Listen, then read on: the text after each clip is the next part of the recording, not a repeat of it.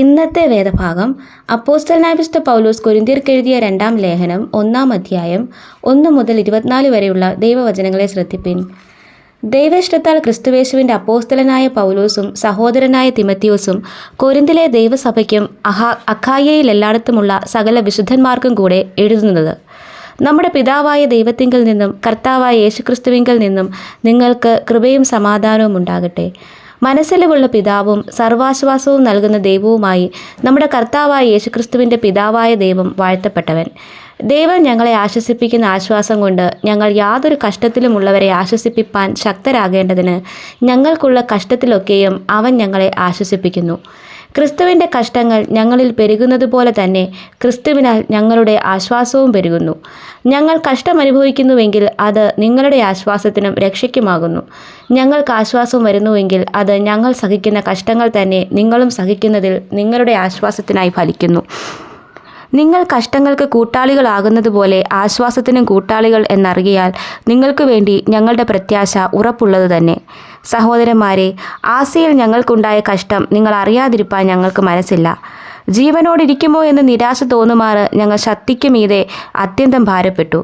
അതെ, ഞങ്ങളിലല്ല, മരിച്ചവരെ ഉയർപ്പിക്കുന്ന ദൈവത്തിൽ തന്നെ ആശ്രയിപ്പാൻ തക്കവണ്ണം ഞങ്ങൾ മരിക്കുമെന്ന് ഉള്ളിൽ നിർണയിക്കേണ്ടി വന്നു.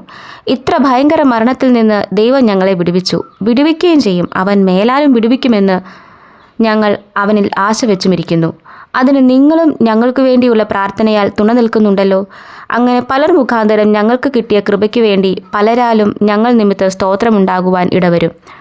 ഞങ്ങൾ ലോകത്തിൽ വിശേഷാൽ നിങ്ങളോട് ജഡജ്ഞാനത്തിലല്ല ദൈവകൃപയിലത്രേ ദൈവം നൽകുന്ന വിശുദ്ധിയിലും നിർമ്മലതയിലും പെരുമാറിയിരിക്കുന്നുവെന്ന് ഞങ്ങളുടെ മനസ്സാക്ഷിയുടെ സാക്ഷ്യം തന്നെ ഞങ്ങളുടെ പ്രശംസ. നിങ്ങൾ വായിക്കുന്നതും ഗ്രഹിക്കുന്നതുമല്ലാതെ മറ്റൊന്നും ഞങ്ങൾ നിങ്ങൾക്ക് എഴുതുന്നില്ല. നമ്മുടെ കർത്താവായ യേശുവിൻ്റെ നാളിൽ നിങ്ങൾ ഞങ്ങൾക്ക് എന്ന പോലെ ഞങ്ങൾ നിങ്ങൾക്കും പ്രശംസയാകുന്നുവെന്ന് നിങ്ങൾ ഞങ്ങളെ ഏറെക്കുറെ ഗ്രഹിച്ചതുപോലെ അവസാനത്തോളം ഗ്രഹിക്കുമെന്ന് ഞാൻ ആശിക്കുന്നു. ഇങ്ങനെ ഉറച്ചിട്ട് നിങ്ങൾക്ക് രണ്ടാമതൊരു അനുഗ്രഹം ഉണ്ടാകണമെന്ന് വെച്ച് മുമ്പേ നിങ്ങളുടെ അടുക്കൽ വരുവാനും ആ വഴിയായി മെക്കദോനിക്ക് പോയി പിന്നെയും മെക്കദോനിയിൽ നിന്ന് നിങ്ങളുടെ അടുക്കൽ വരുവാനും നിങ്ങളാൽ യഹൂദയിലേക്ക് യാത്ര അയക്കപ്പെടുവാനും ഞാൻ വിചാരിക്കുന്നു. ഇങ്ങനെ വിചാരിച്ചതിൽ ഞാൻ ചാബല്യം കാണിച്ചുവോ? അല്ലെങ്കിൽ എൻ്റെ വാക്ക് ഉവ് ഉവ് ഇല്ല ഇല്ല എന്ന് ആകുവാൻ തക്കവണ്ണം എൻ്റെ നിരൂപണം ജഡീക നിരൂപണമോ?